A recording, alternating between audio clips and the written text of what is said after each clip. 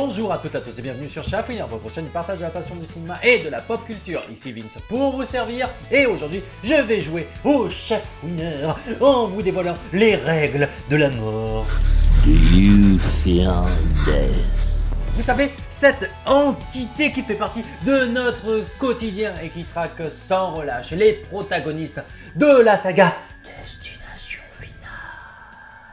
Mais si vous savez, cette série de films, de 5 films qui datent des années 2000 et dont la boucle était bouclée en se raccrochant, justement le 5e film avec le premier, et ça datait de 2011.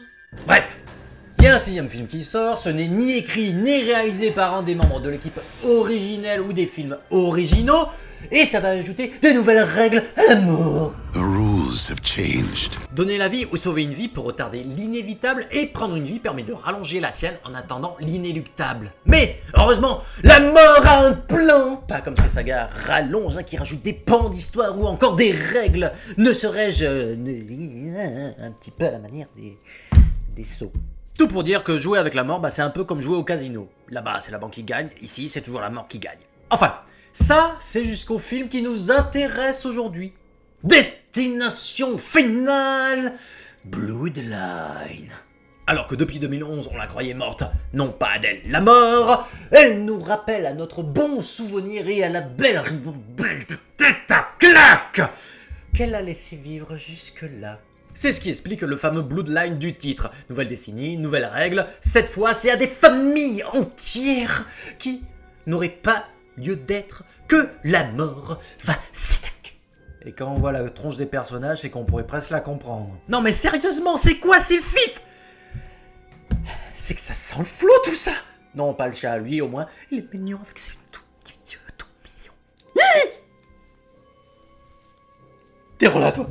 Ah là là là là là là, vous le sentez venir comme moi les moments cucu au possible pour justifier la pertinence de ce film et le rattacher au reste de la saga? C'est que ça promet de l'inventivité tout ça. En tout cas, c'est surtout à se demander comment le film va nous surprendre puisque les bandes annonces dévoilent tout. Vraiment, on en connaît l'élément déclencheur, le déroulé du gros des morts, et si ce n'est ce nouveau principe de « il y a du sang » qui donne son sous-titre au film, ça promet autant de transformation. Ah non, autant de tension, je voulais dire que la transformation de Hulk en Hulk rouge. Ah ben non, c'est Harrison Ford qui se transforme en Harrison Ford.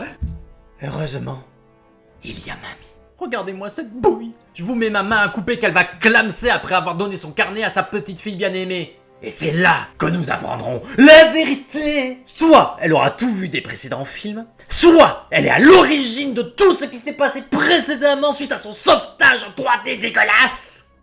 Soit elle est le mastermind machiavélique derrière tout ce qui s'est passé jusque-là. Je me suis peut-être un peu emballé. Ou pas, vous me direz ça dans les commentaires. Comme n'hésitez pas à me dire ce que vous avez pensé du film si vous l'avez vu et de votre ressenti sur le retour de cette franchise auquel personne ne croyait. En tout cas, moi, je suis arrivé à la destination finale de cette vidéo. Je compte sur vous pour la liker, pour la partager, ça aide au bon référencement et au soutien de la passion. C'était Vincent pour le Chafouineur, je vous dis donc à tout bientôt pour la suite.